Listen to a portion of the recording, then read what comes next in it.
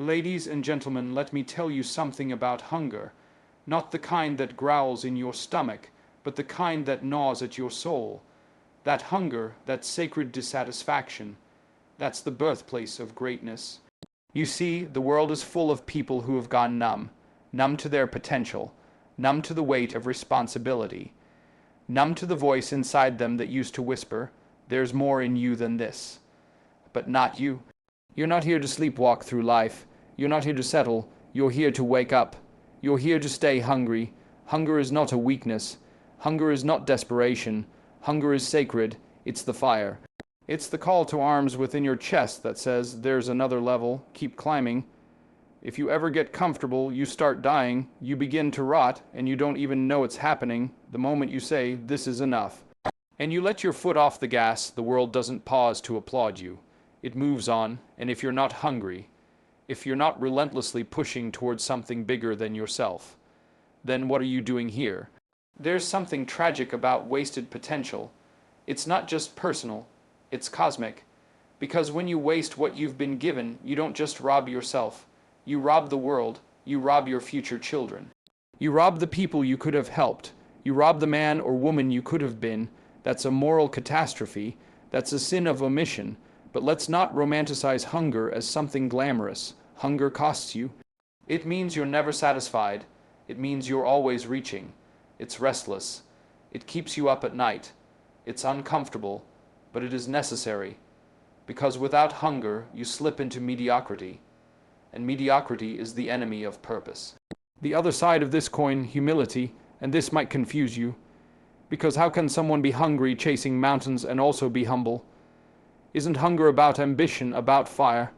And isn't humility about stillness, about acceptance? No, that's a false dichotomy, because humility is not weakness. Humility is strength under control. Humility is the awareness that no matter how far you've come, you still have infinitely more to learn. Humility is understanding your place in the vast, brutal, magnificent hierarchy of being. It's knowing that every victory you've ever had, every talent you've ever possessed, every bit of progress you've ever made, it came from somewhere beyond you. If you've achieved something, you ought to be proud, yes, but never arrogant, never deluded into thinking you are the source of it all. You're a vessel, and the second you start drinking your own poison, believing your own hype, that's when the collapse begins. That's when you stop listening, you stop learning, and you start falling. The fall is always preceded by pride. Look at history. Look at kings, emperors, geniuses, champions. They lose it all not because they lacked talent or vision, but because they stopped being humble. They surrounded themselves with sycophants. They refused to hear hard truths. They believed they were above criticism, and then the gods punished them. Stay hungry, yes, but stay humble. Know that you are always a student. Life is the harshest, most brilliant teacher, and it does not suffer arrogance. The moment you think you've arrived is the moment you begin to rot from the inside out. Stay in a posture of learning. Walk into every room like there's someone in it who can teach you something, and there always is. Often it's not the loudest voice. Often it's the quiet janitor in the back. Often it's the child who sees with eyes unclouded by pride. Learn from them, and let's talk about responsibility. Because hunger without direction is chaos. It's greed, it's a black hole, but hunger tethered to responsibility, that's power, real power, and responsibility begins with telling yourself the truth. Stop lying, stop pretending. If you are mediocre, say it. If you're lazy, admit it. If you haven't lived up to your potential, own it. No more sugar coating. You can't climb a mountain if you're still trying to convince yourself you're at the top already. Radical responsibility is terrifying. Because it means that everything wrong with your life is, in some way, your fault, and yet, it's the key to freedom. Because if it's your fault, then it's in your hands. That means you can fix it. You can rebuild. You can reforge yourself into something fierce, something worthy, and no one can take that from you. But you must suffer, and I don't say that lightly. You must suffer deliberately. You must choose your pain. You either suffer the pain of discipline, or you suffer the pain of regret. You either choose your sacrifice, or the world will choose it for you, and it will not be merciful. People will tell you to follow your passion. That's cute, but it's not enough. Passions fade. Motivation comes and goes. What you need is meaning, and meaning is born from responsibility. You find meaning when you pick up something heavy and you carry it. You find meaning when you build, when you serve, when you sacrifice. That's the kind of meaning that survives the storm. And don't think for 1 second the storm won't come. It will come. It always comes. The betrayal, the illness, the loss, the failure, the collapse of everything you thought was stable. The question is, when the storm hits, will you be ready? Will your house be built on bedrock or sand? That's why you must prepare now, harden yourself now, aim upward now, because the flood doesn't wait for your permission. Understand this, there is no finish line. You do not make it. You only keep building. And the higher you go, the stronger the winds. The more eyes are on you, the more critics you'll draw. The more influence you wield, the heavier the responsibility. And if you're not humble, if you're not anchored, you'll be blown over. Stay grounded, and not in a timid, soft way. Stay grounded like an old oak tree in the middle of a storm, rooted, flexible, but unmoved. Humility gives you those roots. Hunger gives you the reach. You need both. Without hunger, you stagnate. Without humility, you collapse. This culture will try to confuse you. It'll tell you that validation is victory, that applause equals success, that viral moments are more valuable than quiet consistency. Don't fall for it. The world is full of loud, empty vessels. Be the one who does the work in silence. Let your results make the noise. Be the one who sharpens the blade when no one's watching. Be the one who trains in the shadows. Because the man who prepares in darkness will not fear the light, and when success comes, and it will do not let it change your posture. Don't forget who you were when you had nothing. Remember the nights you cried because you didn't know how you'd make it. Remember the people who helped you, the ones who believed in you when you had no reason to believe in yourself. Stay that person, otherwise you trade your soul for applause. You will be tempted, fame will tempt you, money will tempt you, comfort will tempt you, ego will seduce you with a velvet tongue. But stay disciplined, stay intentional. Ask yourself often, why am I doing this? If the answer ever becomes to prove them wrong, or to get attention, or to feel important, you've lost your way. The path is narrow, the way is steep, but if you walk it with purpose, it leads to something eternal. Let me be clear. This is not a call to asceticism. This isn't about denying joy or rejecting beauty. Quite the opposite. This is about building the kind of soul that can handle joy, that can deserve beauty. Because without humility, success spoils you. Without hunger, beauty bores you. You've got to earn the life you dream of. Not once, every single day. This is the great paradox of life. The more you give yourself to a purpose greater than you, the more of yourself you find. The more you serve others, the more power you gain. The more you stay hungry, the more fulfilled you become, and the more humble you remain, the higher you can rise without falling. And yes, you will fall, that's inevitable, you will fail, you will be broken. And in those moments, you'll be tempted to give up. But don't, because those moments are when your character is forged. Pain carves out the vessel, so it can hold more greatness. So suffer it well, learn from it. Let it purify you, that's how you become unshakable. Never forget, you are always becoming, you are never done. You are clay in the hands of your choices, so choose wisely, choose hunger, choose humility. Choose to become the kind of person that your future self will thank you for, not just because you succeeded, but because you earned it, because you never became entitled, because you never stopped growing. Do the work, not for praise, not for glory. Do it because the work is sacred, because discipline is dignity, because character is destiny. No shortcuts, no excuses, no victimhood. You are not a victim. You are the answer to the chaos of your own life. You are the solution in search of the discipline to make it real. Your legacy begins now, not when the world knows your name, not when the trophies line your shelves, but now. In the shadows, in the discipline of today. In the hunger of your heart and the humility of your soul. You want to change your life, Start with your habits. Start with your posture. Start with the way you speak to yourself. Start with how you handle failure. Start with how you treat the people who can do nothing for you. That's the test of your character. There are people watching you. Some are hoping you make it, because your victory will give them permission to rise. Others are hoping you fail, because it justifies their own mediocrity. But you owe it to both to keep climbing, to keep building, to stay fierce, stay focused, stay faithful. This isn't about perfection. It's about direction. It's about orientation. Are you pointed at the highest possible good you can conceive? Are you walking toward it every day, even if you stumble? That's the path. That's the fight. Stay hungry, because there's always more to become. Stay humble, because the becoming never ends. There's a fire that lives deep within the human spirit, a force that whispers, sometimes roars, that we are not yet what we could be. That fire is hunger, not hunger for food or fame or validation, but a deeper hunger, a hunger to become, to overcome, to break limits and build something meaningful out of the raw material of your life. That hunger, when properly understood, is not a curse, it is a gift. It's not a sign of dissatisfaction in the toxic sense, but of vision. It's the soul's way of telling you there is more. Keep going. People often misunderstand hunger. They treat it as if it's a signal of something broken. They think being content means having no hunger. But contentment without growth is complacency. True hunger isn't born out of greed, it's born out of recognition.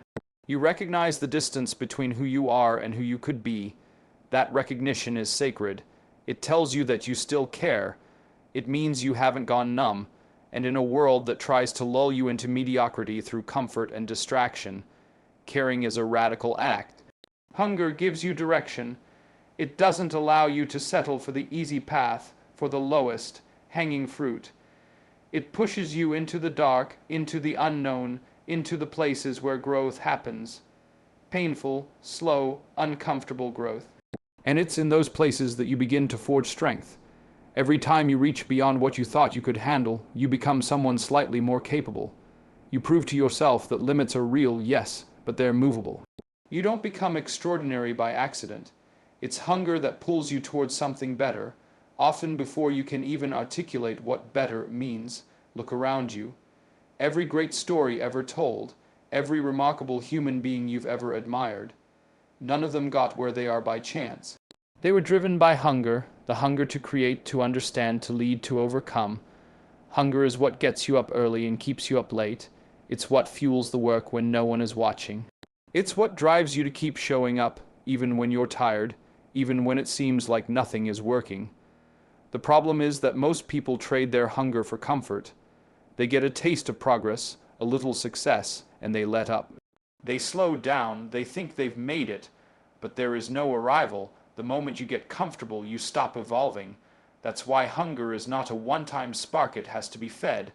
It has to be cultivated. Hunger must become your discipline, because it's easy to be hungry when you have nothing.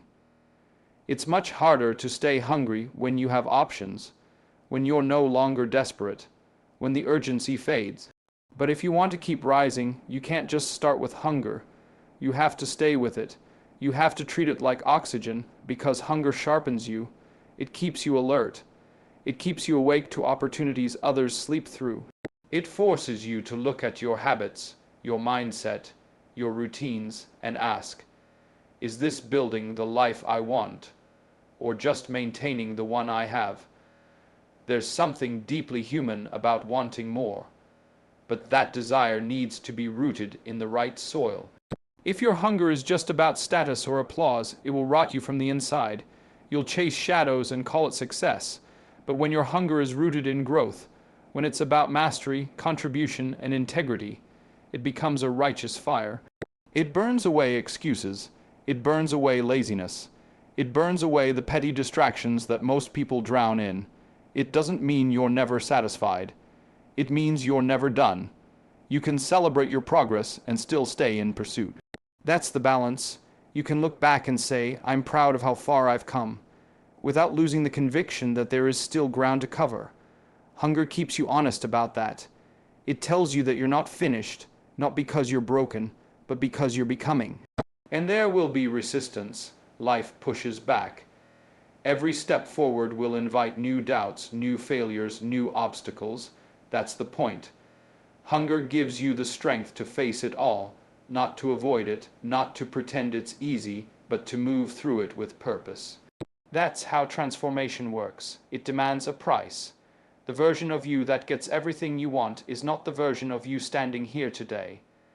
Hunger is what builds the bridge between those two people. When you feel that inner restlessness, that quiet frustration with where you are, don't run from it. Don't numb it, lean into it. That's the beginning of movement. That's the voice calling you higher. People who are too comfortable lose that voice. They drown it in entertainment, in routine, in distraction. But you can't afford that. If you want a life of depth, of meaning, of contribution, you have to protect that hunger like your life depends on it. Because in a way, it does. You don't have to be the best today. You don't have to know the whole path. You just have to be hungry enough to take the next step, to do the next hard thing, to stretch beyond what you did yesterday. That's how growth works, inch by inch, discipline layered on top of discipline, effort stacked upon effort until one day the breakthrough comes. But even then, the hunger must stay, because the climb never ends. And in that climb, you'll become dangerous, not in a reckless way, but in a focused, disciplined, capable way. Hunger makes you someone who can't be ignored. It makes you useful. It makes you reliable under pressure. That kind of person is rare. That kind of person becomes a force, and not just for themselves, but for others. Because here's the hidden truth. When you stay hungry, it gives permission to others to do the same. Your life becomes proof that comfort isn't the goal, that greatness is possible, that there's more out there for those willing to pay the price. That's how you lead, not just with words, but by example. Your hunger becomes contagious, and in that way, it stops being just about you. It becomes something bigger. It becomes legacy. The world doesn't need more comfortable people. It doesn't need more passive dreamers. It needs people who are hungry enough to change something, starting with themselves. People who wake up every day with a question on their lips. How far can I go? And then go find out. Power without humility is a dangerous thing. It becomes unstable, erratic, prone to collapse. When you rise without grounding yourself in humility, your elevation becomes a liability instead of a blessing. Because the higher you go, the more fragile you become, unless your character is deeper than your ambition. Humility isn't about thinking less of yourself. It's about understanding the true weight of who you are in relation to the world, to others, and to the responsibility that power demands. We live in a culture that glorifies visibility, dominance, and self-celebration. Everyone wants to be seen. Everyone wants to be known. But few want to be rightly known for their integrity, for their consistency, for their ability to serve something bigger than their ego. Humility doesn't parade itself. It doesn't shout in every room. It listens. It observes. It learns. And because of that, humility allows you to wield power wisely. The humble person understands that they are part of a much larger system of forces, histories, relationships, and realities. They know that even the best of us are flawed, that even the most capable have blind spots, and that certainty is a luxury we must rarely afford ourselves. Power is seductive. It gives you the illusion that you are in control, that you deserve the praise, that you've outgrown accountability. But humility resists that illusion. It reminds you, you are always in the process of learning, and the moment you believe you're above correction is the moment your downfall begins. The world is filled with stories of people who rose quickly and fell even faster, not because they lacked skill, but because they lacked humility. They mistook applause for invincibility. They started believing their own hype. And when criticism came, they attacked it. When challenge came, they denied it. When truth came knocking, they locked the door. That's what pride does. It builds a fortress around your ego, and eventually that fortress becomes your prison. Humility, on the other hand, keeps the doors open. It invites feedback. It seeks refinement. It doesn't fear correction. It welcomes it. There's a quiet strength in humility that many people miss. It's not loud, not aggressive, not brash, but it's resilient. It endures because humble people aren't driven by the need to be right. They're driven by the need to be better, and that orientation, to improvement, to growth, to truth, makes them unstoppable in the long run. They may not move as fast as those who shout the loudest, but they build foundations that last. Humility doesn't mean you shrink. It doesn't mean you deny your abilities or hide your strengths. It means you recognize that your strengths are tools, not trophies. You've been given them, yes, and you've worked to sharpen them, but they are not entirely your own. There were teachers, there were mentors, there were failures, there were opportunities you didn't create. There was grace involved. Humility acknowledges that. It credits the whole system, not just the individual. And when you walk with that kind of posture, something powerful happens. People begin to trust you, not because you're perfect, but because you're real, because you don't pretend to know it all, because you ask questions, because you listen before you speak. That kind of leadership is rare. It's magnetic. Because people don't want to follow someone who's obsessed with themselves. They want to follow someone who's anchored in something deeper. You become unshakable not when you have all the answers, but when you're secure enough to say, I don't know, but I'll find out. You don't need to dominate every room to prove your worth. Sometimes the most powerful thing you can do is remain silent, observe carefully, and speak with precision when the time is right. Humility trains you in that discipline. It teaches you that your voice carries more weight when it's earned, not demanded. There's also a kind of spiritual clarity that comes with humility. When you recognize your smallness in the grand scheme of things, it doesn't crush you. It frees you. You stop trying to control everything. You stop needing constant validation. You begin to live with a sense of reverence, of awe, of quiet determination. You begin to understand that life is not about you. It's about the impact you have, the legacy you leave, the people you serve. And service is key. Humility always leads to service. It moves you from ego to others, from self to community, from wanting to be praised to wanting to be useful. Power without service is tyranny. Power with humility becomes stewardship. It becomes influence that uplifts rather than oppresses. It becomes leadership that multiplies rather than exploits. And that kind of power is rare, but it is what changes the world. Humility also helps you endure failure. Because when your identity isn't tied to always winning, you can learn from your losses. You can take the hit, analyze it, adapt, and come back stronger. Arrogance collapses under pressure because it needs the illusion of perfection to survive. Humility bends but doesn't break. It says, this doesn't define me, this is part of the process. You begin to walk through life differently. You stop comparing yourself to others because you understand that everyone is on a unique path, facing battles you can't see. You stop needing to prove your value because you know where your value comes from. You stop chasing shallow victories because you've tasted deeper ones. The kind that come from doing the right thing when no one is watching, from telling the truth even when it costs you, from holding your ground when it would be easier to fold. Humility turns your focus outward. You start asking better questions. How can I grow? Who can I help? What am I missing? How can I serve this moment, this team, this mission more effectively? These are the questions that elevate you. Not, how do I get more credit? But, how do I become more useful? That's the paradox. The more humble you become, the more capable you are of handling power. Because you no longer serve the power. You wield it.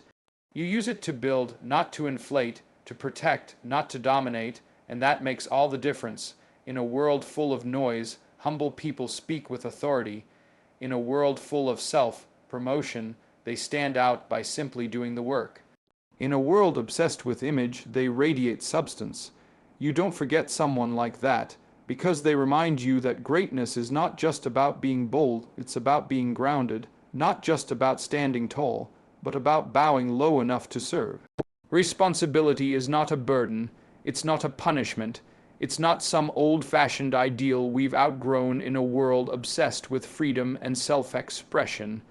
Responsibility is the path, it's the call. It's the weight that, when carried willingly, begins to give shape to your life. People think they want happiness. They chase comfort, ease, the avoidance of struggle. But what they're really longing for, what every soul aches for in the quiet hours of the night, is meaning. And meaning never comes cheap. It's forged in responsibility. There's a deep lie that's seeped into modern thinking. The idea that life should be light, carefree, always pleasant. That the goal is to offload as much as possible. Work less, worry less, avoid discomfort, but ease without purpose breeds despair. Comfort without contribution rots the spirit, you know it, you've felt it. The days when nothing is demanded of you might feel relaxing at first, but eventually they turn hollow. Because the soul was not designed for idleness, it was designed for weight, for load, bearing, for duty. That's how it finds its shape. When you take responsibility for something, truly take it, you begin to change. Not just in what you do, but in who you are. You begin to walk differently, speak differently, think with more clarity, more precision, because now your actions matter. Now your choices have consequence. And consequence sharpens the mind. It calls forward the adult in you, the part that's capable of leadership, of sacrifice, of direction. You'll often hear people say, do what you love. But that's shallow advice if it isn't tethered to responsibility. Love without responsibility is selfish. It burns hot and fast, then dies out. But responsibility brings longevity. It ties you to people, to causes, to a vision of yourself that demands more than impulse. You find out what you truly love not by chasing passion, but by choosing responsibility and watching what flourishes under pressure. Responsibility isn't glamorous, it doesn't get applause, it rarely feels good in the moment. But it builds substance, it builds roots, it makes you into someone who can be counted on. That's rare, and when you become that kind of person, someone who doesn't flinch under weight, who doesn't collapse when things go wrong, you begin to attract trust. People look to you, not because you're loud, but because you're solid, because you carry things others drop. And the truth is, there will always be weight to carry. There will always be chaos to confront. To reject responsibility is not to escape the burden. It's to become the burden. It's to push the weight onto someone else, to expect others to clean up what you refuse to confront. But responsibility flips that script.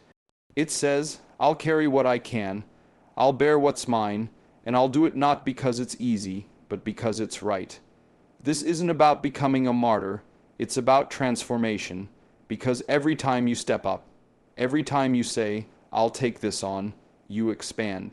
Your capacity grows, your confidence follows, and with each act of responsibility, life becomes a little more meaningful, not easier, not safer, but deeper, richer, full of a kind of quiet pride that no one can hand you. You have to earn it. People think meaning is found in moments of inspiration, or in some flash of purpose that hits them one day like lightning. But that's not how it works. Meaning is found in waking up and choosing to engage. It's found in keeping promises, in showing up for your family, in building something over years that others can depend on. It's in taking the hard path because it's the *right* path. That's where meaning lives. And sometimes the responsibilities that give the most meaning are the ones you never asked for. The child you didn't plan, the job you didn't expect, the relationship that stretched you in ways you didn't want to be stretched.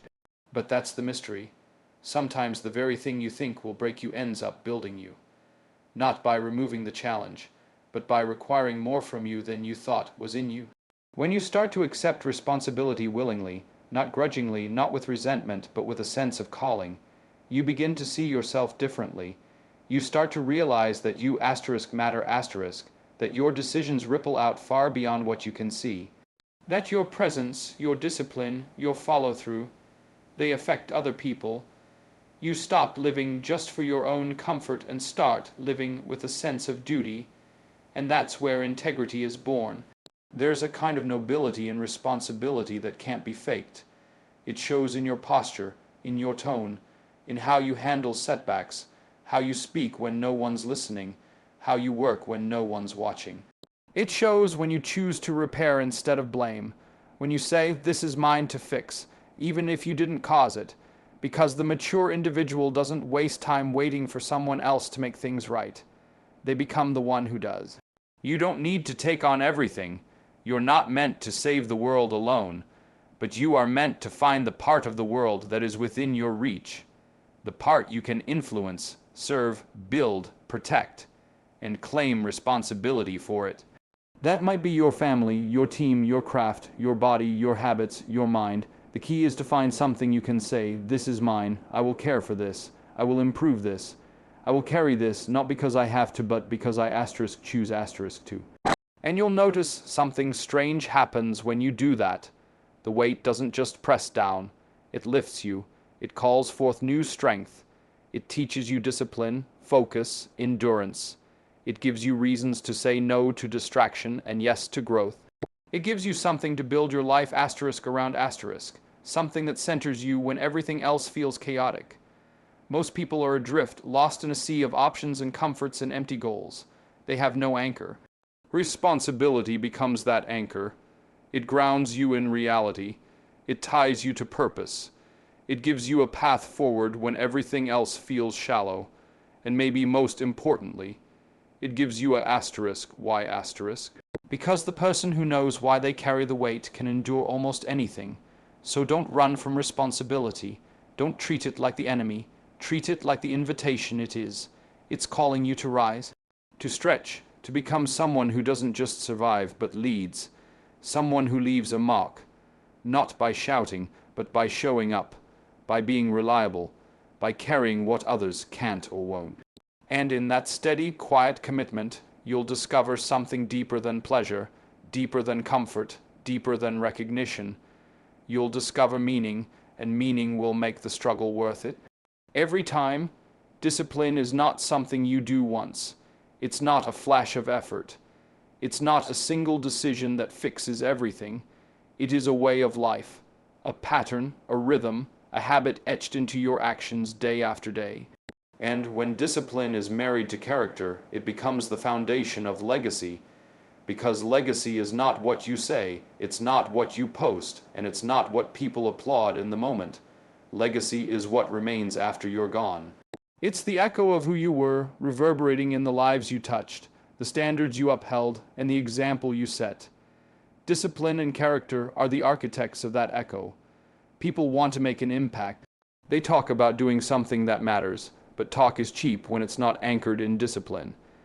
Impact doesn't come from emotion or inspiration or some once-in-a-lifetime opportunity. It comes from consistency, from showing up when you don't feel like it, from doing what's right even when no one is watching, especially then, because that's where character is formed, not in public moments of recognition, but in private moments of decision. It's easy to be disciplined when it's new, when it's exciting, when there's novelty, but true discipline is forged in boredom, in repetition, in the days where nothing glamorous is happening, and you do the work anyway. The disciplined person doesn't wait for motivation. They don't rely on mood. They've trained themselves to follow through regardless. That's power. That's freedom. To not be a slave to your feelings, but to choose action over excuse. Again and again. But discipline without character is hollow. You can train yourself to succeed. You can build habits that make you effective. But if you don't build character alongside it, you will become efficient at the wrong thing. You'll climb a ladder that's leaning against the wrong wall. You'll build a version of yourself that's polished on the outside and hollow inside. Character gives discipline direction. It tells it asterisk, why asterisk? It aligns it with values that are bigger than your own ego. Character is not inherited. It's not a personality trait. It's cultivated, slowly, deliberately, through 1,000 decisions to do the harder thing. To tell the truth, to take responsibility, to admit when you're wrong, to listen when it's easier to speak. It's in those quiet, uncelebrated moments that your character is being sculpted or sabotaged. Because the decisions that shape character are rarely dramatic. They're small, unimpressive, but repeated over time, they become who you are. Legacy isn't built in a moment of glory. It's built in all the moments you chose not to cut corners, all the times you held the standard, all the times you kept your word when it cost you something, and people may not notice in the moment. They may never say anything, but they remember not what you said, not even what you did. They remember how you carried yourself. That's character, and when character and discipline are aligned, something remarkable happens. Your life becomes reliable. People can count on you. You become the kind of person who brings order, not chaos, clarity, not confusion. You become someone who strengthens every room you enter, not by dominating it, but by grounding it. People feel safer around you, more focused, more inspired, because you model a way of living that doesn't depend on the latest trend or fleeting mood. You've anchored yourself in something solid, but it doesn't come easy. You will be tested. Life will give you opportunities to compromise, to pretend, to slack off, and sometimes no one will know if you do. That's the test, because who you are when no one's looking is who you really are. Discipline trains you to do the work regardless. Character trains you to do the right work, and the intersection of those two is where greatness lies. It's also where peace lies. Not the peace that comes from everything going your way, but the peace that comes from knowing you lived with integrity, that you didn't cheat the process, that you kept your word, that you paid the price. That kind of peace can't be faked.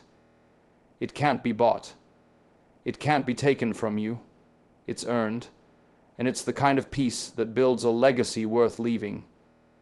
Your legacy isn't about how much money you make or how many people know your name. It's about whether your life meant something, whether you left people stronger than you found them, whether you stood for something when it would have been easier to stand for nothing, whether your discipline built not just results, but principles. Not just success, but impact. This doesn't mean perfection. No one gets it right all the time. But discipline and character give you the humility to learn, to get back up, to own your failures and grow from them. That kind of resilience is part of your legacy too, because people aren't inspired by someone who never struggles. They're inspired by someone who refuses to quit, someone who shows what it looks like to keep going when it's hard. And it's often in those hardest moments that your legacy is defined, when the pressure is highest, when the temptation is strongest, when everything in you wants to retreat and you decide instead to advance. Slowly, painfully, but forward, that's when people see who you are. That's when you see who you are. And that self-knowledge is priceless, because when you know what you're made of, you stop being shaken by every storm. The truth is, your legacy is already being written, right now, in how you spend your days, in how you treat people, in what you prioritize, in what you tolerate from yourself. Discipline shapes your path. Character shapes your soul, and the two together shape the mark you leave behind, not a mark of perfection, but of courage, of perseverance, of a life that wasn't wasted on comfort and ease, but was poured out for something that mattered. So, don't wait for legacy to happen. Don't wait for the big moment, the spotlight, the grand opportunity. Build it now, in silence, in sacrifice, in small, disciplined acts done with character, over and over again. That's how the deepest legacies are formed, not in noise but in conviction, not in speed but in substance. And one day, long after you're gone, someone will look at your life and say, asterisk, that's how it's done. Asterisk, not because you were flawless, but because you were faithful. Because you didn't just chase success. You became someone worth remembering.